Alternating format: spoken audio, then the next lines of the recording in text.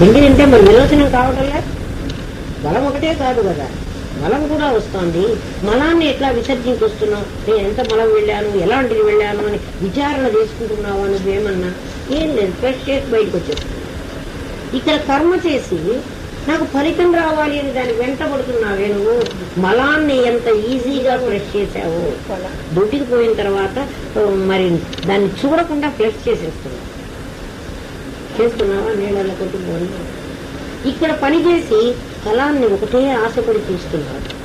ఇది అట్లాడిది అనుకోమన్నాడు. ఎంత చక్కగా చెప్పారో చూడండి. ఆహారం తీసుకుంటున్నావు బలం రావాలని, బలం ఒకటే రావటం లేదు, మలం కూడా వస్తున్నది. మలాన్ని విచారిస్తున్నావా? అట్లా నువ్వు కర్మ చేయి, దాని ఫలాన్ని నువ్వు ఆశించవాలి. అది ఏం రావాలో దుస్తుంది, రాకపోతే పోనీ, అంతే కదా.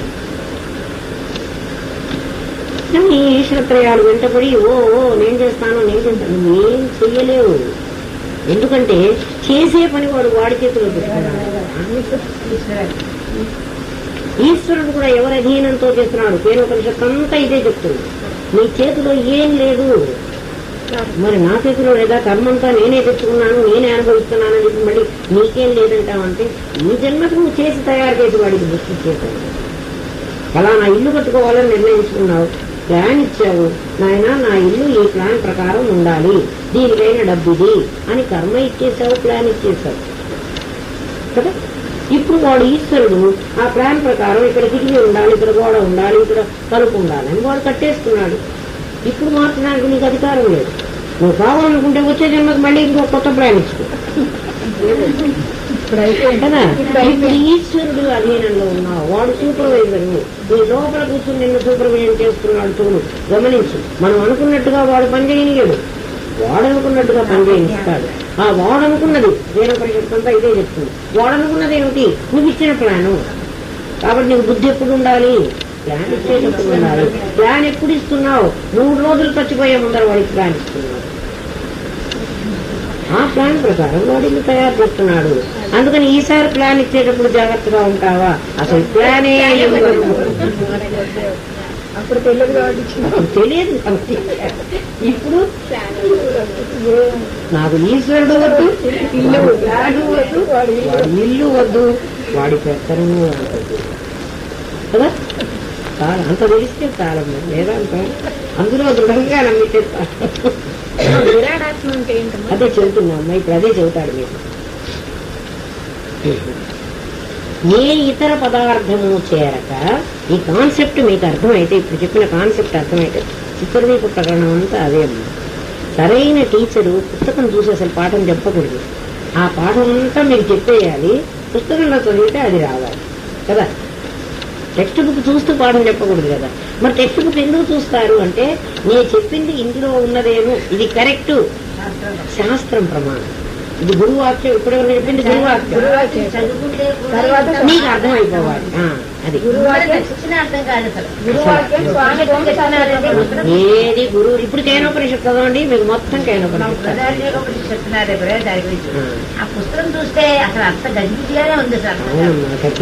మహారణ్యం విభ్రమ కారణం. గురుముఖత వినాలమ్మా, కష్టపడి వినాలి. అందుకే నేను కర్నూలు నుంచి ఇక్కడికి వచ్చి వింటుంటే నా ఫ్రెండ్స్ అందరూ కోప్పడేవాడు, ఏంటి హైదరాబాద్ పోయి ఏమి వస్తాడు. అవునమ్మా, వినకపోతే ఇట్లా. ఏ ఇతర పదార్థము చేరక స్వాభావిక స్థితిలో ఉన్న బట్టను శుభ్రవస్త్రం. ఇతర పదార్థం చేరకూడదు. పత్తిగానే ఉండాలి. పత్తే దారం అవ్వాలి. దారమే నీకు బట్టగా కనిపించాలి. ఇందులో మధ్యలో ఇంకో పదార్థం లేదు. చూడండి, గుట్ట పోగులన్నీ పొడుగు పీక పోగులు పీకి పారేయండి. ఇప్పుడు నాకు బట్ట చూపించండి, లేదు. మరి బట్ట ఎక్కడి నుంచి వచ్చింది? బట్ట జీవ సృష్టి. దానిలో ఉన్న దారం పరమాత్మ. పరమాత్మ బట్ట అయినాడా? పరమాత్మ జగత్తు అయినాడా అంటే జగత్తుగా పాలు పెరుగైనట్టుగా అయినాడా? అవలేదు. దారం దారంగానే ఉంది, పత్తిగానే ఉంది. పత్తి ఎటువంటి మార్పు చెందలేదు. ఏమైంది అంటే దాంట్లో గాలి చేరింది, దాంట్లో మరి పృథ్వీ చేరింది, గంజిలాగా గట్టితనం వచ్చింది, దాంట్లో రంగులు వేశారు. కానీ పత్తిగానే ఉంది. పత్తిగానే ఉందని ఎట్లా చెబుతున్నావు? ఇప్పుడు కూడా దారం పోగులు తీసి నేను మొత్తం బట్ట లేకుండా మాయం చేయగలను. కదా. ఇప్పుడు గాజుని ఇదంతా కరగబెట్టేసి గాజు లేకుండా బంగారం ముద్ద నీ చేతికి ఇవ్వగలను. ఇప్పుడు గాజు అయిందా, బంగారం గాజు అయిందా? లేదు, బంగారం బంగారంగానే ఉంది. గాజుగా రూపాన్ని మనం చూడటం నేర్చుకున్నాం. ఎప్పుడైతే గాజు అయింది అన్నామో చేతికి తగిలించుకుంటున్నాం, గొలుసు అయింది అన్నాము మెళ్ళో వేసుకున్నాం. అంటే నామరూపాలు ప్లేసులు మారినాయి. పేరు పెట్టంగా ఇందాక గుడ్డకి జెండా అయిపోయింది, గుడ్డ చీర అయిపోయింది అంటున్నామే. అట్లా నామరూపాల వల్ల వాటి వాటి ప్లేసులు మారినాయి, అవి పెట్టుకునేటువంటి చోట్లు మారినాయి. బంగారం మారలేదు. ఈ రోజు కావాలంటే ఇది మళ్ళీ ముద్ద మళ్ళీ కావాలి. ఈ గాజుని చెడగొట్టి గొలుసు చేశాను అనుకో, ఇప్పుడు గొలుసు దేనికి రెండవ జన్మ, అంతే కదా. గొలుసు చెడగొట్టి ఉంగరం చేశాను అనుకో, ఉంగరం దానికి మూడవ జన్మ. మూడో ఉంగరం పేరు. మరి దీని పాత వాసన ఏది అంటే దీని బంగారం ఎక్కడికి పోతుంది? ఉంగరం చేసినా బంగారం అలాగే ఉంది, గొలుసు చేసినా బంగారం అలాగే ఉంది, గాజు చేసినా బంగారం అలాగే ఉంది. దీంట్లో ఏమొచ్చింది అంటే గొలుసుగా ఉన్నప్పుడు మెడ మీదకి వచ్చింది, గాజుగా ఉన్నప్పుడు చేతికి వచ్చింది, ఉంగరంగా ఉన్నప్పుడు వేలికి వచ్చింది. పట్టీలాగా చేసేసాను, కాలికి వచ్చింది. నువ్వు కాల్లో ఉన్న ఆభరణాలు నేను చాలా తక్కువ, నేను తల మీద ఉన్న కొట్టు బిళ్ళని నేను చాలా ఎక్కువ అనేది ఎలా చెప్తుంది? ఇప్పుడు నీకు దాని విలువ ఒకటేనని తెలుస్తుంది. బంగారంలో ఒకడు దేవుడి మందిరంలో ఒక ఎలుకను చేసి ఒక 2 తులాలు పెట్టి ఒక ఎలుకను చేశాక, ఒక 2 తులాలు పెట్టి ఆ సింహాసనం చేశాడు, దేవుడి సింహాసనం. ఒక 2 తులాలు పెట్టి ఈశ్వరుడు విగ్రహం చేశాడు. వాడు ఎప్పుడు కష్టాలు ఏమో పరిస్థితులు వచ్చినాయి, అమ్ముకోవాలని కొట్టుకున్నాడు. వాడు ఎలుకకి ఒకే రేటు కట్టాడు, శివుడికి ఒకే రేటు కట్టాడు. ఇది గణపతికి అనుకోవాలి, ఎలుక గణపతి కదా. ఇదేమిటయ్యా నువ్వు, నేను గణపతి పూజించబడే దేవుడు, వాడిని ఎంతో గౌరవించాలి. నువ్వు ఎలుకేమో ఆయన వాహనం, ఆయన ఎత్తి తిరిగేది. మరి ఎలుకకి నువ్వు వినాయకుడికి ఒక రేటు కడితే నేను ఒప్పుకోను. ఆయన కూర్చున్న పీటకు కావాలంటే కాస్త తక్కువ కట్టుకో, ఎలుక కొంచెం ఎక్కువ కట్టు, వినాయకుడికి చాలా ఎక్కువ కట్టు అని అడిగట. రేటు కట్టడం, రేటు నిర్ణయించటం. షాపు వాడు ఏమన్నాడంటే, నీ దృష్టిలో అది ఎలుక, అది వినాయకుడు, అది పీట, నా దృష్టిలో అది బంగారం. మొత్తం బంగారానికి ఎంత విలువ ఉందో అంత ఇస్తా. ఒకే వస్తువు వినాయకుడి బంగారం దృష్టి కంసల వాడిది, వినాయకుడు నామరూపమైన దృష్టి ఈ తల్లి. కాబట్టి ఇతను దాన్ని అది పూజనీయమైన వస్తువు అనుకుంటున్నాడు, ఇది కూర్చుండే పీట అనుకుంటున్నాడు. వస్తు దృష్టి నీకు కూడా కలిగితే ఈ సంబంధ బాంధవ్యాలన్నీ నీకు కూడా పోతాయి. వస్తు దృష్టి ఏర్పాటు చేసుకో. ఆ వస్తు దృష్టినే తత్వమసి జ్ఞానం అంటారు. త్వపదార్థాలను విచారించుకుని తత్పదార్థాన్ని నేను అని గ్రహిస్తే, నా బంగారం నాకు తెలిస్తే నువ్వు వేసుకున్నది కూడా బంగారం అని గుర్తించడం నాకు పెద్ద కష్టమే కదా. నేనే ఇత్తడి గొలుసు వేసుకు తిరుగుతాను అనుకో, గోల్డ్ కవరింగ్ గొలుసు, నువ్వు బంగారం వేసుకున్నా కూడా నేనేమనుకుంటాను, అందరికీ బంగారం ఎక్కడి నుంచి వస్తుంది లేదు, ఎందుకో ఊళ్ళే ఉంటాయి. ఎందుకని నా దృష్టి అది. అందుకనే దృష్టి జ్ఞానమయం కృత్వ. ముందు నీ దృష్టి జ్ఞానమయం చేసుకో. వాళ్ళందరినీ మార్చాలని ప్రయత్నించవాలి. వాళ్ళు ఎవ్వరు మారారు. అసలు ఎందుకు మారాలి? నీకు అనుకూలంగా ఎందుకు మారాలి అసలు చెప్పు కదా అమ్మా. వాళ్ళ కర్మ కొద్దీ వాళ్ళు వచ్చారు. ఎవరి కర్మ కొద్దీ వాళ్ళు ఈ ప్రపంచంలో అనుభవించి వెళ్ళిపోవాలి. పైగా ఒకడికేమో హరిశ్చంద్రుడు రాజు వేషం వచ్చారమ్మా. ఆ నాటకం వేసేవాడు ఒకడికి రాజు వేషం వచ్చారు, నాకేమో బంట్రోతు వేషం ఇచ్చారు. నేను బంట్రోతు వేషం వేసి, అంటే వేషం వేయడానికి ఒప్పుకున్నాడే నాకు బుద్ధి ఉండాలి. అయ్యో నేను ఈ కూలీ వేషం నేను వేయను, నా బుద్ధు నాకు రాజు వేషం ఇస్తేనే వేస్తానని వారు అడగాలి. నక్షత్రం కూడా వేశాడు, ఒకటి వేయాల్సి వచ్చింది. మరి వాడు వేషం వేసుకుంటేనాడే వాడి బుద్ధి ఉండాలి. వేసుకుని ఈ నాటకానికి వచ్చాడు. ఈ నాటకంలో రాజుగారు కుర్చీ మీద సింహాసనం మీద కూర్చుంటే నేను ఎందుకు కింద నుంచోవాలి అని వీడు పోట్లాడి నేను కూడా సింహాసనం మీద కూర్చుంటాను అని కూర్చున్నాడు అనుకో. ఆ నాటకం ఎవరైనా చూస్తారా? ఆ నాటకం రసాభాసం అయిపోతుంది కదా. అందుకని వాడు ఏం చేస్తాడంటే ఆ నాటకం వేయించేవాడు వెనక ఉంటాడు కదా డైరెక్టర్ ఎవడో, వాడు ఒరే నువ్వు ప్యూన్ వేషం వేసిన వాడు నువ్వు నుంచోనే ఉండాలి, నువ్వు ప్యూన్ లాగే ఉండాలి, నువ్వు రాజులాగా ఉండడానికి వీల్లేదు. వాడు నేను ఇద్దరం ఒకే ఆఫీసులో పనిచేస్తున్నాం, మేము ఇద్దరం పక్క సీట్లేను, మరి వాడు ఎందుకు రాజు కావాలి, నేను ఎందుకు ప్యూన్ కావాలి అంటే నాటకంలో నటించడానికి వచ్చే వేషం అలా వేసుకున్నాడు. ఆ వేషం వేసుకున్నావు కాబట్టి ఈ నాటకంలో బాగా నటించు, నీ పాత్రలో నువ్వు బాగా జీవించు. అట్లా నువ్వు పాత్ర వేసుకున్నావు నాయన వేషాన్ని. అయ్యో ఇంత కష్టమే, నేను చేయలేనే, నేను ఇది బాధపడతానే. ఎవ్వడికి ఎవరు బాధపడటం లేదు. నువ్వు తెచ్చుకున్నదే అది. తెచ్చుకున్న ముద్ద తినేస్తే గురుదేవులు అనేవాళ్ళు. కాలేజీకి వెళ్ళి క్యారేజీ బాక్స్ కట్టుకునేటప్పుడే నీకు బుద్ధి ఉండాలి. బాక్సులో ఏం పెట్టుకుంటున్నాను, నిన్నటితో మొన్నటితో అన్నం పెట్టుకుని బాక్స్ పెట్టుకుని పోయి కాలేజీకి పోయిన తర్వాత తిందామని పోతే అది కాస్త పాసిపోతే కదా. ఇప్పుడు కాలేజీలో నాకు అన్నం ఎవరు పెడతాడు? నా పాసిపోయిన అన్నం నేను తినకపోతే నాకు వచ్చింది అంటే అక్కడ నాకేం లేదు కదా. ఆ క్యాంటీన్ పోతాం దొరుకుతుంది, ఈ క్యాంటీన్లో ఏం దొరకదు. సర్ది కట్టుకోవచ్చుకున్న నాడే నీకు బుద్ధి ఉండాలి. కట్టుకోవచ్చుకున్నాం, అయిపోయింది. ఇప్పుడు బాగలేదంటే ఇప్పుడు ప్రయోజనం లేదు. అందుకని బాగా నటించి నాటకం వేయడానికి ఒప్పుకుని వచ్చావు, నేను ఇక్కడ పంపించాడు. అలా వేయకపోతే వెనక నుంచి వాడు లోపల కోపడుతుంటాడు. చూడు గమనించు, లోపల నుంచి పని చేయమని వాడు కోపడుతుంటాడు. పాత్ర మరి పాత్ర వేసుకునేటప్పుడు అలా వేషం ఇచ్చేసిన తర్వాత నువ్వు నేను ఒకటి తత్వమతి మహావాక్యం అది వేసుకున్న వేషమే కదా. ఈ వేషం వేసుకున్నావు.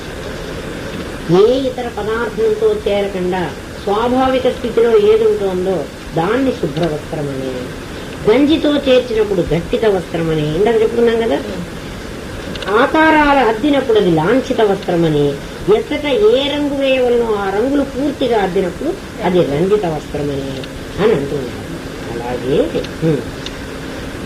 మాయలు, ఇది ఉపమానం చెప్పాడు. మాయలు తత్కార్య సంబంధము లేని పరమాత్మను చిత్ అంటారు. చిత్ చిత్ అనేటువంటిది ఒక శక్తి. చిత్ అనే దానికి రూపం ఉండడానికి వీల్లేదు. ఎందుకు రూపం ఉండకూడదు? అది మాయతో చేరలే ఇంకా. అందుకు చిచ్చక్తి చేతనా రూప. శక్తికి రూపం ఏమిటి అంటే చైతన్యమే రూపం. కరెంటుకు రూపం ఏమిటి? ఏ రూపం చెప్తారు? ఏ ఉపాధిలో పడితే ఆ పనికి ఆ రూపం దానికి ఆ పని చేస్తుంది అంతే. దాంట్లో పని చేసేటువంటి ఒక శక్తి. ఆ శక్తి కన్ను అనే ఉపాధిలో చేరి చూపుగా మారింది. చెవి అనే ఉపాధిలో చేరి శ్రవణం చేస్తోంది. ముక్కు అనే ఉపాధిలో చేరి అది కేనోపనిషత్తులు అది కూడా చెప్తాడు. నీ లోపల నుంచి నువ్వు నిద్రపోతున్నా కూడా గాలి పీలుస్తున్న వాడెవడు? నిద్రపోతున్నాడా వాడు? మెళుకువతో ఉన్నాడా? వాడు నిద్రపోతే గాలి ఎలా పీలుస్తున్నాడు అంటే వాడు మెళుకువతో ఉన్నాడు. పని చేస్తున్నాడు అంటే వాడు మెళుకువతో ఉండాలి. మరి నిద్ర ఎవడు పోతున్నాడు? మెళుకువగా ఉండి గాలి ఎవడు పీలుస్తున్నాడు. కాబట్టి నీలో ఒక నిద్రపోయేవాడు, ఒక మెళుకువగా ఉండేవాడు, ఇద్దరున్నారు. ఆ మెళుకువగా ఉండేవాడు నువ్వు కలగంటున్నావు. నా కళ వచ్చిందంటున్నావు. ఆ కళ వచ్చిందని నువ్వు ఎట్లా కనుక్కుంటున్నావు? నువ్వు పడుకుని నిద్రపోతున్నావు. కళను చూస్తున్నవాడు ఇంకోటి ఉన్నాడు. వాడే నీకు చెప్తున్నాడు తెల్లవారు నువ్వు అటువంటి కళ కన్నాను అంటున్నాడు. కనడం అంటే చూడటం. కళను నేను చూశాను అని వాడు చెబుతున్నాడు. కాబట్టి నువ్వు నిద్రపోతుంటే కళ చూసుకునేవాడు ఇంకోటి ఉన్నాడు. నువ్వు నిద్రపోతుంటే హాయిని అనుభవిస్తాడు. హాయిగా నిద్రపోయినా నిద్రపోతుంటే నీకు హాయి ఎట్లా తెలిసింది? కాబట్టి హాయిని అనుభవించేవాడు ఇంకోటి ఉన్నాడు నీలో. వాడే విశ్వడని, వాడే వ్యవహారం చేస్తుంటే విశ్వడుగా చేస్తున్నాడు. వాడే స్వప్నంలో వాడు తైజసుడైపోతున్నాడు. వాడే సుషుప్తిలో వాడు ప్రాజ్ఞుడైపోతున్నాడు. వాడే సమాధిలో ప్రత్యేగాత్మగా నిలబడిపోతున్నాడు. తాదాత్మ్యం వదిలేసి అసలు పరమ గురువు గారు అంటారు పాఠం చెప్తున్నప్పుడే వాడికి సమాధి రావాలంట. అట్లా ఎవరికన్నా వచ్చిందేమో నాకు తెలియదు కానీ పాఠం చెప్తుంటే వాడు సమాధిలోకి వెళ్ళిపోవాలి. ఆలోచించు, విశ్వడెవరు? తైజస్సుడెవరు? ప్రాజ్ఞుడెవరు? ప్రత్యేగాత్మ ఎవరు? మాయ తత్కార్య సంబంధము లేని పరమాత్మను చిత్ అంటారు. ఆ చిత్ అనేటువంటిది ఒక పేరు కాదు, ఒక రూపం కాదు, ఒక ఆకారం కాదు, చైతన్యమైనటువంటిది. అది పరమాత్మ. మాయా సంబంధం కలగగానే దాన్ని అంతర్యామి అంటున్నారు. అంతర్యామి వెంటనే ఇప్పుడు మనకు అర్థం కావాలి. అంతర్యామి అలసితి సొలసితి అన్నాడు. అంటే ఇప్పుడు అన్నమాచారి ఏ స్థితిలో ఉన్నాడో మీరు చెప్తున్నాడు.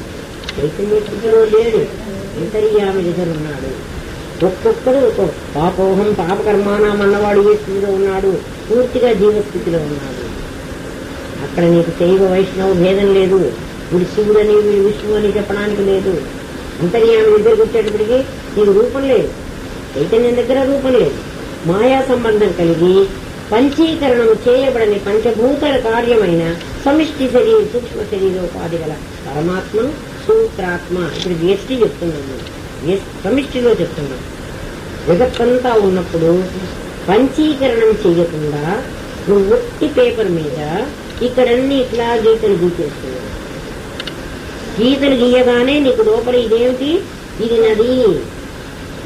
ఒక పేపర్ ఉంది నా దగ్గర, గీతలు గీసేసుకున్నాను, ఇది నది. ఇట్లా గీతలు, ఇది గీతే ఇది గీతే, ఇట్లా గీతలు గీసుకున్నాను. వెంటనే మీరు ఇది కొండ, అక్కడక్కడ అట్లా అట్లా అట్లా గీతలు గీసేసాను ఆ పేపర్ మీద. అది మేఘం. ఇక్కడ ఒక పెద్ద గీత గీసి ఇట్లా ఇట్లా వేసేస్తాను, ఇది చెట్టు. అన్ని పెన్సిల్ ఒకటే, అన్ని గీతలే కదా. మరి ఇది నది ఎట్లా అయింది, అది కొండలు ఎట్లా అయినాయి, ఇది మరి మేఘాలు ఎట్లా అయినాయి, ఇది నీళ్ళు ఎట్లా అయినాయి, నీళ్ళు వేళ్ళు. ఆ స్థితిలో ఈ ప్రపంచం ఏమా పంచీకరణ చేయకుండా, పంచీకరణ అంటే ఒకదానితో ఒకటి కలపలే, విడివిడిగా ఉన్నాయి భూతాలన్నీ. అంటే ఇక్కడ సముద్రం, ఇక్కడ నది వేయాలి, ఇక్కడ కొండలు వేయాలి, ఆ కొండని ఇక్కడ తీసుకొచ్చి వేసి ఈ నదిని అక్కడ వేసాను అనుకో, వేయడానికి రావు. ఎందుకంటే వెంటనే వ్యక్తిలో చూసినటువంటి జీవ సృష్టి వాడు వాసనతో కలుపుకుని ఏమంటాడు, నేను వేయాలి, ఇక్కడ కొండలు వేయాలి, ఆ కొండని ఇక్కడ తీసుకొచ్చి వేసి ఈ నదిని అక్కడ వేసాను అనుకో, వేయడానికి రావు. ఎందుకంటే వెంటనే వ్యక్తిలో చూసినటువంటి జీవ సృష్టి వాడు వాసనతో కలుపుకుని ఏమంటాడు, నేను బొమ్మ వేస్తున్నానమ్మా, మీరందరూ చూస్తున్నారు, అమ్మగారు ఏమేస్తారో చూద్దాం. నేను గబగబా ఒక పేపర్ తీసుకుని అదే దాని మీద ఇక్కడ కొండలు వేయటం మొదలు పెట్టాను. మీ లోపల ఉన్న వాసన కొండ పైన ఉండాలని కదా మన వాసన. ఆ వాసన ప్రకారం మీరందరూ చూసి ఇక్కడ కింద కొండలు ఇస్తున్నారు ఏంటమ్మా, కొండలు ఎక్కడ ఉండాలి, పైన ఉండాలి కదా. అంటే కొండ పైన ఉండాలి అన్నది మీద వాసన. పంచీకరణ కాకుండా ఉన్నటువంటి పంచభూత కార్యము సమిష్టి సూక్ష్మ శరీరం, వాణ్ణి సూత్రాత్మ అంటున్నారు. మీకు ప్లెయిన్ భౌత వస్త్రము, గట్టిత వస్త్రము, లాంఛిత వస్త్రము, రంజిత వస్త్రము లాగా ఇక్కడ చిత్తు సూత్రాత్మ, అంతర్యామి సూత్రాత్మ, హిరణ్య గర్భుడు. హిరణ్య గర్భుడు చివరికి వచ్చేటప్పుడు ఆ హిరణ్య గర్భుడు ఎవరు అంటే మన సృష్టికర్త, మన ఈ ప్రపంచాన్ని సృష్టించినవాడు బ్రహ్మదేవుడు అని మనం అంటున్నామే.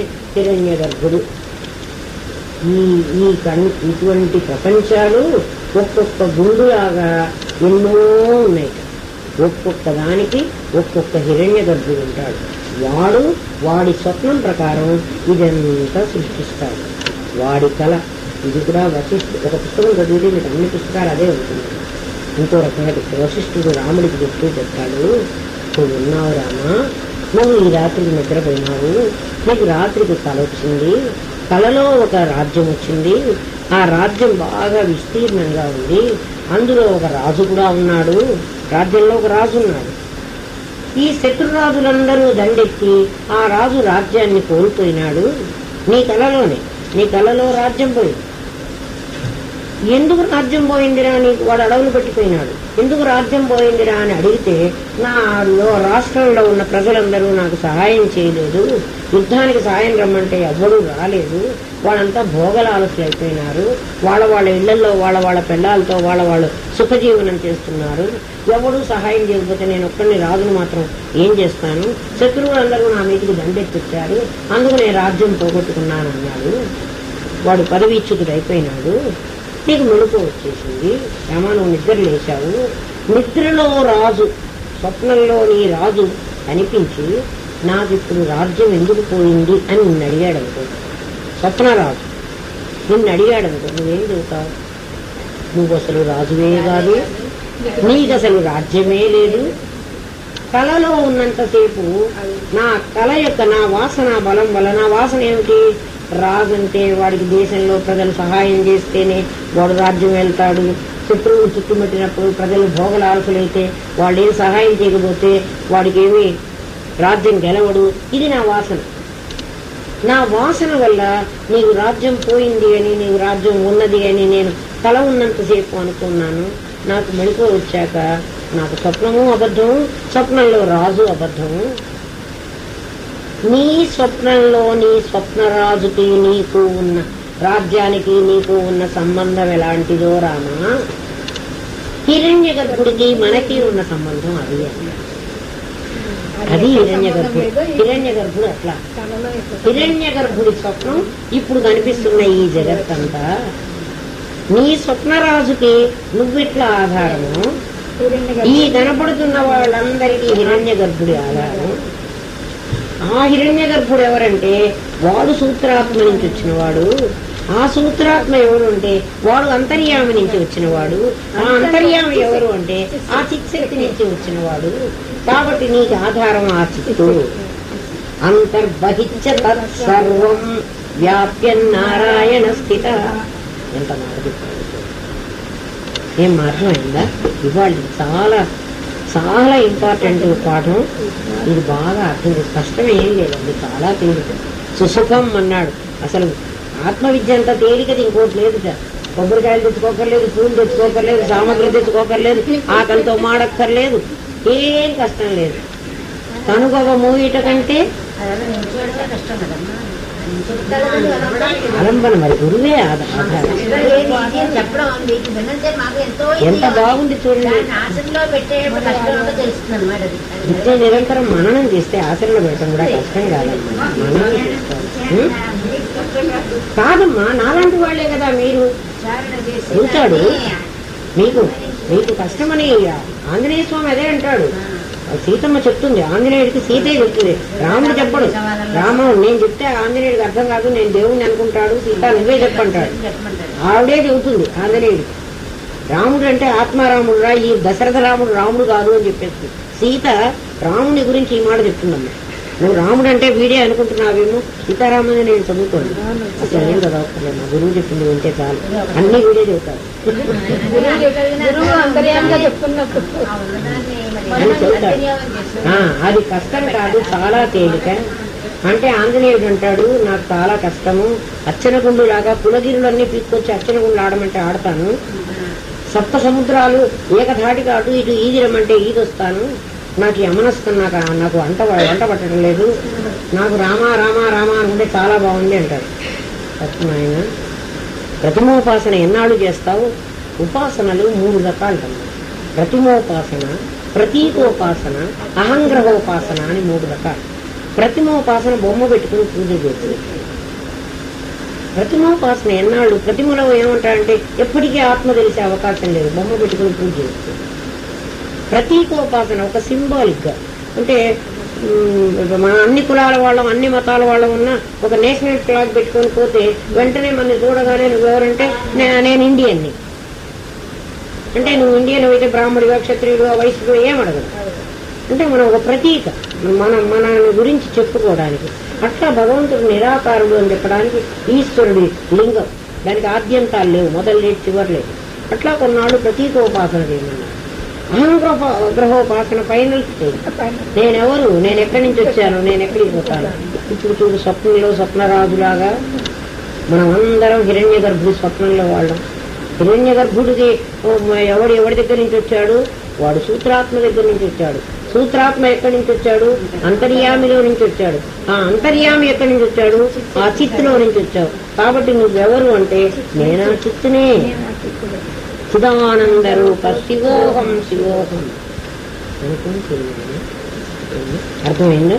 అంత తేలిక ఇది అహంగ్రహోపాసన. Finally easiest method. అయితే ఎవరికి అంటే గురువు ఉన్నవాడు. గురువు లేని వాడికి లాభం లేదు. సముద్ర జలం ఎంత నీళ్లున్నా మనం తాగలేము. దాన్ని మేఘాలు తీసుకెళ్ళాలి, దాని ఉప్పును తీసేయాలి, దాన్ని మంచినీళ్లుగా పానయోగ్యంగా చేయాలి, అవి వర్షించాలి. అట్లా గురువు వర్షిస్తాడు. ఆ శబ్దజాలంతో మహారణ్యంలో నుంచి ఆ ఫలాలు తీసుకొచ్చి మనకు అందిస్తాడు. హాయిగా ఆస్వాదించడం. అందుకే రామనాథం గారు అంత గొప్పవాడు. అనుభవించాలి. అవునమ్మా, రెండే. నేను ఎందుకంటే ఉపమానానికి ఉపమేయంతో సంబంధం కూడా చెప్పాను కదా. సూత్రాత్మ, హిరణ్య గర్భుడు, అంతర్యామి, చిత్తు. ఇక్కడ ఘటిక వస్త్రము లేదు, కౌట వస్త్రము, గట్టిత వస్త్రము, లాంఛిత వస్త్రము, రంజిత వస్త్రం. దానిలాగా మనకు సీనరీ కనపడుతుందంటే ఇక్కడ ప్రపంచం కనపడుతుందంటే 5 శ్లోకాలు అయినాయి, 4 అయినాయి, 5వది చెప్పుకోవాలి.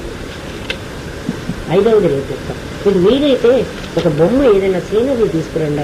అంటే నీళ్లు ఉండాలి, ఆ నీళ్లలో పువ్వులు కుయ్యాలి, అక్కడే ఏనుగులు అలాంటి ఆ నీళ్లలో తలకు తొండం పెట్టుకుని ఏ జంతువు ఉన్నా పర్వాలేదు, ఏనుగు వేస్తారు. పక్కన కొంచెం అడవిలాగా ఉండాలి. మనం చూసే సీనరీలు తెస్తే ఇంకా ఈజీగా అర్థమవుతుంది. 5వ శ్లోకం ఇది చెప్తానేమోనో ఇవాళ ఆ బొమ్మ కోసం చూసేది నాకు దొరకలేదు. రాణి వేసి ఇచ్చింది. నేను ఇట్లాగే పాఠం చేస్తే రాణి అని ఒక పెళ్ళి ఉండేది, లేదా అమ్మాయి పాఠం దేహం రాణించింది, చాలా చక్కగా అర్థం చేసుకునేది వేదాంతం. ఆ అమ్మాయి గీచిచ్చింది ఆ కృష్ణుడు బొమ్మను. అది పాఠం చెప్పేటప్పుడల్లా కూర్చునేదాన్ని. Panchadasi practical class. నా 5వ శ్లోకం నేర్పిస్తున్నాను. ఓం తత్సత్ప్రజాభ్య పరిపాలయంతాం న్యాయేన మార్గేణ మహిమహేష. ఓ బ్రాహ్మణేభ్య సోమస్తు నిత్యం లోకాః సమస్తాః సుఖినో భవంతు. ఓం పూర్ణమదః పూర్ణమిదం పూర్ణాత్ పూర్ణముదచ్యతే పూర్ణస్య పూర్ణమాదాయ పూర్ణమేవావశిష్యతే. ఓం శాంతి శాంతి శాంతి. ఓం నమో బ్రహ్మాదిభ్యో బ్రహ్మ విద్యా సంప్రదాయ కర్తృభ్యో వంశఋషిభ్యో గురుభ్యో నమో మహద్భ్యః. సర్వో భద్రవరహిత ప్రజ్ఞానగణ ప్రత్యగద్ధో బ్రహ్మైవాహమస్మి బ్రహ్మైవాహమస్మి బ్రహ్మైవాహమస్మి. అమ్మ ఇవాళ పాఠం అర్థం కాబట్టి అడగండి, చెప్తాను. ఏమన్నా తెలియకపోతే ఇప్పుడు చెప్పుకోండి. ఇవాళ కొంచెం కఠినమైన విషయమే, కానీ అర్థం చేసుకుంటే అర్థమవుతుంది. జీవ సృష్టి ఎక్కడ జరుగుతోంది అనేది మనలోనే జరుగుతుంది. అందుకే దాన్ని జీవ సృష్టి అన్నారు. భగవంతుడు చేసిన సృష్టి కాదు. పిల్లవాడు పుట్టంగానే వీడు నా కొడుకు అని నీలో సృష్టించుకున్నాడు. నువ్వు వీడు పెరిగే కొద్దీ నీలో వాడు కూడా పెరుగుతున్నాడు కదా. వీడి కర్మ అయిపోతే వీడు చచ్చిపోతాడు, కానీ నాలో ఉన్నవాడు చచ్చిపోడు కదా. వాడు నన్ను బాధిస్తున్నాడు. కాబట్టి జీవ సృష్టి నీకు ప్రతిబంధకం అవుతోంది, ఈశ్వర సృష్టి ప్రతిబంధకం కాదు. అది నాకు తెలిసింది. ఆ ఉంగరం ఇట్లా విదల్చేటప్పటికీ ఉంగరం ఊడిపోతుంది. ఈ వేలు గబుక్కుని ఇట్లా పట్టుకుని ఉంగరాన్ని ఆపింది. ఇన్నాళ్ళ బట్టి నా వేలుకున్న ఉంగరం ఊడిపోతూ నేను ఊడిపోతున్నానని నాకు చెప్పలేదు. ఈ ఉంగరం పోయిన తర్వాత నాలో బాధ కలిగించేది ఎవరు? నాలో తయారైన ఉంగరం. ఆ విషయం నాకు అప్పుడు తెలిసింది. అది కదా బాధిస్తుంది, ఇది నన్ను తేలిగ్గా వదిలిపెట్టిపోతుంది.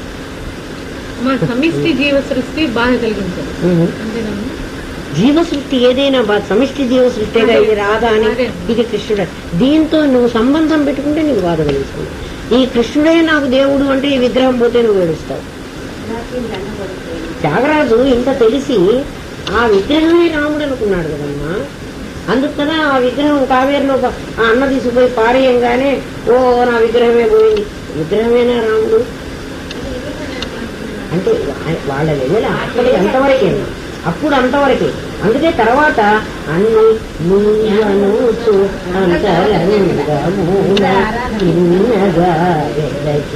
తెలుసుకుంటున్నయ్యా అప్పుడు తెలుసుకోలే. అన్ని నీవని తిన్నగా వెతుక్కున్నాడు ఎక్కడ అంతరంగం. దాని తర్వాత ఆ స్టేజ్కి వచ్చినప్పుడు ఆయన తెలిసింది.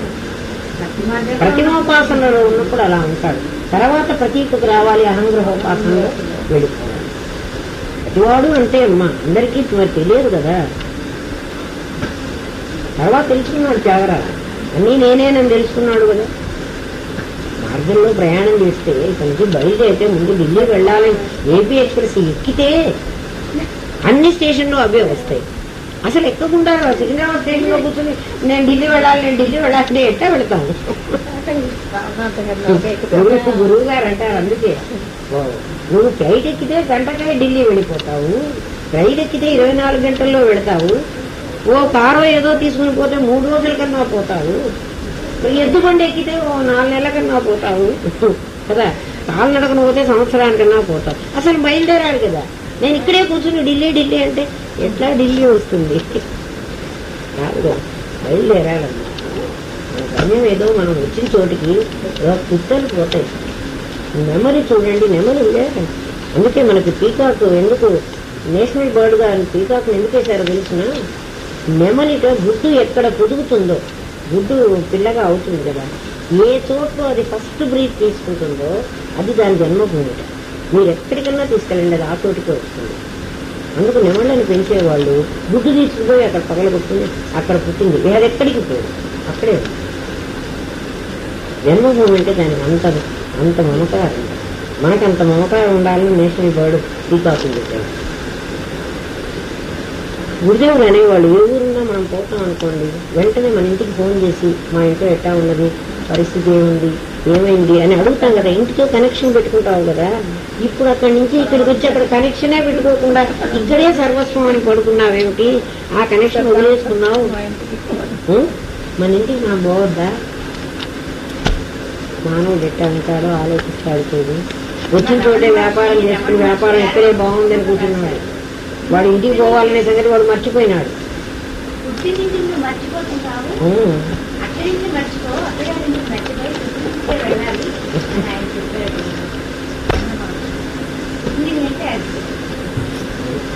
అందుకే జన్మస్థానాన్ని మర్చిపోవాకుండా అది నీ జన్మభూమి.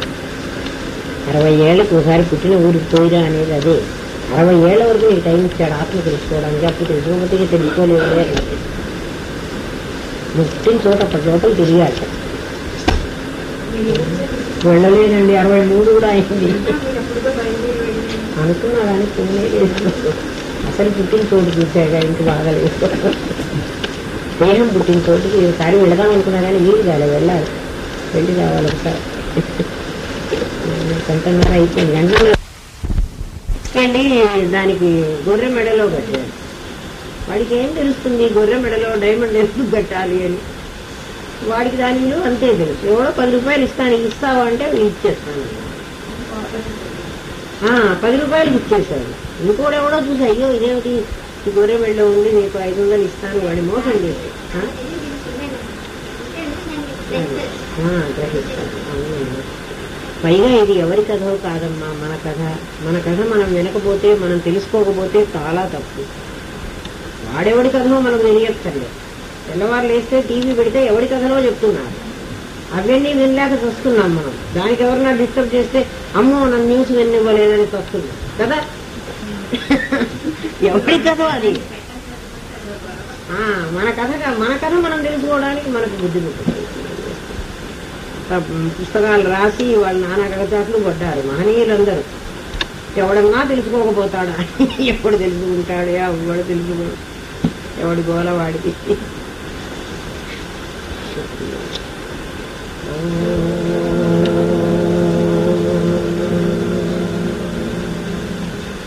అఖండ మండలాకారం వ్యాప్తం యేన చరాచరం తత్పదం దర్శితం యేన తస్మై శ్రీ గురవే నమః.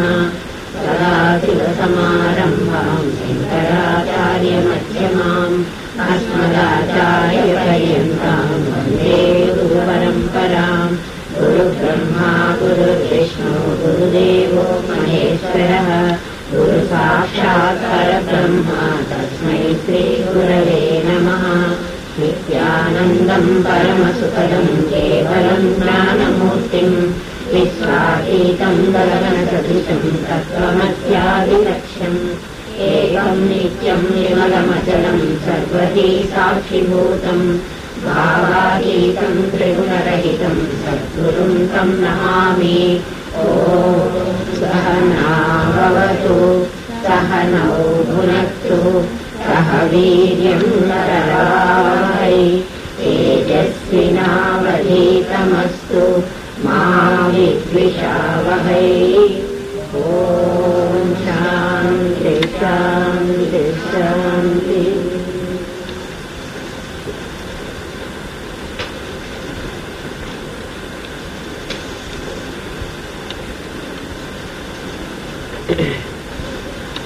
స్వతస్థితంతర్యామేతు మాయావి సూక్ష్మ సృష్టితః సూత్రాత్మా స్థూల సృష్టైవ విరాడుత్యుచ్యతే పరః. ఇంద్రసారి ఏం చెప్పాడంటే, చిత్ అనేటువంటి వాడు, మాయతో కూడనటువంటి వాడు, అంతర్యామి, సూత్రాత్మ, విరాట్ అని 4 రకాలు చెప్పారు. కిందటి వారం చెప్తున్న పాఠం. రంగు బట్టలో ఏ విధంగా అయితే ఇవన్నీ వేస్తున్నప్పుడు తెల్ల వస్త్రము, ఘట్టితము, లాంఛితము, రంజితము అనే 4 విధాలుగా ఉంటుందో, ఇది కూడా, ఈ సృష్టి కూడా చిత్ అనేటువంటి మాయతో కలవనటువంటి ఓ చిత్తు ఏమ్మా ఎక్కడో చెప్తాను,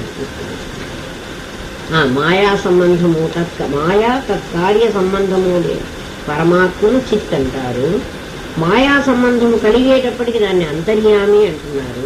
పంచీకరణ చేయబడినటువంటి పంచమహాభూతముల కార్యము సమిష్టి సూక్ష్మ శరీరోపాధి పరమాత్మను సూత్రాత్మ అని, లేక హిరణ్య గర్భుడు అని, పంచీకరణము చేయబడినటువంటి దాన్ని విరాట్ అని అంటున్నారు. పంచీకరణ అయిందంటే ఇప్పుడు మనందరి రూపము కలిసినటువంటి ఒక రూపాన్ని విరాట్ అంటున్నారు. ఆ విరాట్ మనకు కనపడుతున్నాడు. విరాట్ పురుషుడు అంటున్నాడు. సహస్రశీర్ష పురుష, సహస్రాక్ష, వాడు విరాట్ పురుషుడు. అంటే విరాట్లో మనమందరము ఉంటాం. ఈ మనుషులంతా పంచీకరణ చెయ్యకుండా ఉన్నటువంటిది అది ఎట్లా ఉంటుంది అంటే, పూర్వకాలంలో రంగులు సప్తవర్ణాలతో ఉన్న బట్టలు వచ్చేవి. ఒక వెబ్జిఆర్లో కలర్లన్నీ ఒక కలర్ ఉంటుంది. ఆ కలర్ పూర్తిగా గీతలాగా కొట్టకుండా, ఇంకో రంగు రాకుండా, అది కొంచెం వస్తూ ఇది కొంచెం వస్తూ ఇంకో రంగు వస్తుంది. మళ్ళీ దాన్ని కొంచెం వస్తూ ఈ రంగును కొంచెం కలుపుతూ ఇంకొక రంగు వస్తుంది. అంటే ఈ రంగు ఇంతవరకు ఇంటర్ఫెన్స్లా, ఈ రంగు ఇంతవరకు అని గీతలు కొట్టకుండా ఒక కలర్ కనబడుతుంది. దాంట్లో నుంచి కొంత కలిసి ఈ కింద రంగుతో కొంత కలిసినటువంటి భాగం కొంత ఉంటుంది. దాన్ని అపంచీకృత పంచమహాభూతములు అంటారు. అటువంటి 5 భూతాలు పృథివీ, ఆపస్తేజో, వాయురు, ఆకాశాన్ని ఇంతవరకు పృథ్వీ, ఇంతవరకు ఆపస్సు, ఇంతవరకు తేజస్సు అని కాకుండా పృథ్వీ కలిసిన కొంత భాగం, ఆపస్సు తేజస్సు కలిసిన కొంత భాగం, మళ్ళీ ఆపస్సు కొంత భాగం, తేజస్సు కొంత భాగం, తేజస్సు అయిపోయిన తర్వాత మళ్ళీ వాయువుతో కలిసినటువంటి తేజస్సు, వాయువు కలిసిన కొంత భాగం. అట్లా అపంచీకృత పంచమహాభూతములు అంటారు. ఆ పదాలు అలాగే నేర్చుకోవాలి. అపంచీకృత పంచమహాభూతములు అనే పదం వాడగానే విరాట్ ఇంకా రాలేదు, పంచీకరణ కాలేదు. మనం పంచీకరణ అయింది మన శరీరాలు. మన శరీరం పంచీకృతమైంది. ఉదాహరణకు ఎట్లా తెలుసుకోవాలంటే, మైసూర్ పాక్ తయారైంది. మైసూర్ పాక్లో శనగపిండి ఉంది, పంచదార ఉంది, నెయ్యి ఉంది. అయితే శనగపిండిని విడిగా చేసి నాకు ఇవ్వండి, లేదు. పంచదారను వేరుగా చేసి నాకు ఇవ్వండి, ఇవ్వలేదు. అందులో ఉన్నాయి. అవి పంచీకృతమైన పంచమహాభూతం. అర్థమవుతాను కదా. పంచీకృతమైనవి అంటే అన్ని కలిసి. అపంచీకృతం అంటే శనగపిండి ఒక డబ్బాలో ఉంది, పంచదార ఒక డబ్బాలో ఉంది, నెయ్యి ఒక డబ్బాలో ఉంది. ఇవి 3 కలిస్తే, ఇవి 3 సరైన పాళ్లలో కలిస్తే, ఊరికే మనం పంచదార, నెయ్యి అవన్నీ కలిపేసామనుకోండి, ఇప్పుడు పంచీకృతమైందా అంటే పంచీకృతమైన నామరూపం ఏర్పడదు. శనగపిండిగానే ఉంది, నెయ్యిగానే ఉంది, పంచదారగానే ఉంది. అట్లా కాదు. వాటిని పంచభూతాలతో చేసి